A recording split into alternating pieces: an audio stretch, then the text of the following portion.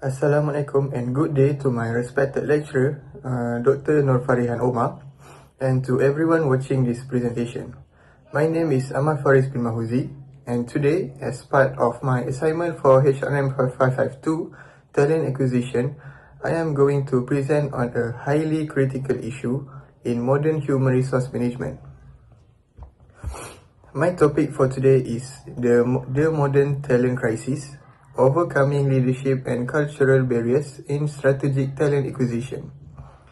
In this presentation, I will critically analyze why so many organizations today struggle to attract and keep top-tier talent, focusing specifically on how a lack of leadership, commitment, and rigid corporate cultures create massive obstacles in winning the global talent war.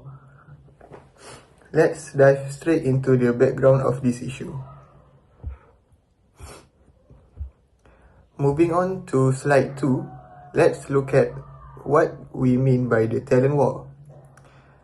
For defining the issue, today, global markets are facing a critical talent crisis and an extreme scarcity of highly skilled labor.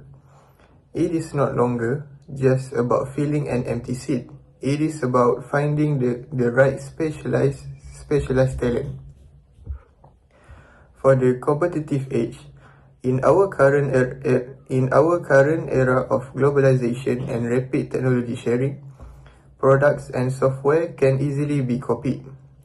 The only true differentiator that separates a successful company from its competitors is human intelligence and unique employee competencies. For the core problem, despite knowing that talent is their most valuable asset, recent empirical data shows that a staggering number of organizations completely fail to build solid, sustainable, and long-term talent management systems. They treat recruitment as an administrative core rather than a core business strategy. On slide 3, let's critically discuss what actually happened to a company when they fail to solve this talent scarcity. For the first one is disrupted performance. When there is a shortage or total absence of superior employees, daily operational efficiency takes a massive hit, directly disrupting overall company performance and growth. The second one is succession planning failure. A lack of specialized talent means the organizations cannot build an objective, targeted or accountable succession plan. If key specialists or senior executives leave tomorrow, there is no one ready to step up and take over. The third one is the threat to sustainability. This creates a long-term threat to organizational sustainability. Companies that do not establish effective human capital strategies will eventually lose their market relevance and competitive edge entirely. Now, let's analyze why this happens. At slide 4 highlights our first major barrier, which is the leadership gap. The first one is insufficient commitment. A primary reason talent acquisition systems collapse is that top management and leadership commitment is simply not maximized. Leaders often speak about valuing talent, but they do not back it up with active involvement. The next one is misaligned priorities. Many business leaders are hesitant to allocate long-term financial or operational resources toward advanced talent acquisition strategies, preferring short-term financial gains over long-term human resource planning. The other one is the academic insight. According to recent 2025 research by Tan Chaisa, true organizational competitiveness only occurs when leaders stop being passive onlookers. Great leaders must actively champion talent initiatives, involve themselves directly in closing capability gaps and personally drive the recruitment strategy. Now, let's move to slide 5 and look at the second critical barrier, which is a rigid organizational culture. For the first one is a barrier to attraction. Even if an HR department has a great hiring process, traditional, rigid and micromanaged corporate culture act as a massive shield that scars away highly talented modern candidates. Next is the value proposition shift. As highlighted in recent 2026 Insight by Wilson, the entire talent market has shifted.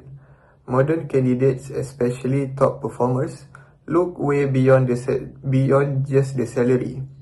They actively demand a workplace culture built on flexibility, psychological safety, and authentic community. The other one is the merit system conflict. Furthermore, outdated political cultures heavily resist moving towards objective, transparent, and merit-based tracking. When talent sees that promotions are based on favoritism rather than actual performance, they leave.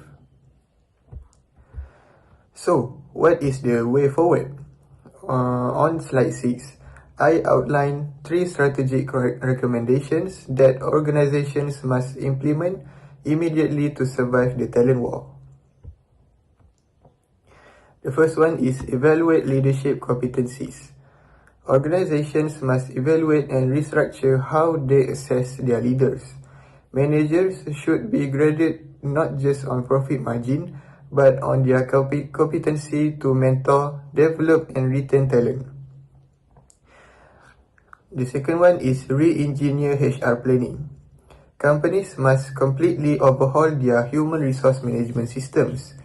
They need to align their hiring models with the realities of globalization, focusing on a candidate's long-term quality of hire rather than frantically throwing bodies into open seats. Finally, cultivate an authentic workplace. HR must build an adaptive, learning-driven culture. This means establishing transparent merit systems that give employees clear, predictable pathways for growth and internal mobility. To wrap up on slide 7, let us look at the final conclusions of these studies. For the first one is a strategic venture. We must understand that talent acquisition is not a minor administrative back office HR task. It is a high stakes, long-term strategic investment that dictates whether a company succeeds or fails. For the bottom line, overcoming the modern talent crisis cannot be done by HR alone.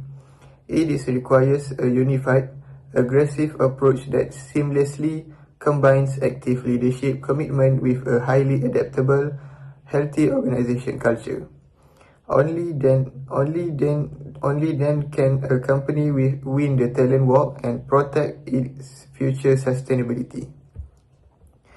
On my final slide, you can see the recent high-quality academic sources from 2025 and 2026 that I utilized to ground this presentation critically. That concludes my presentation for today. Thank you so much, Dr. Nurfarihan, for your time and attention. Thank you.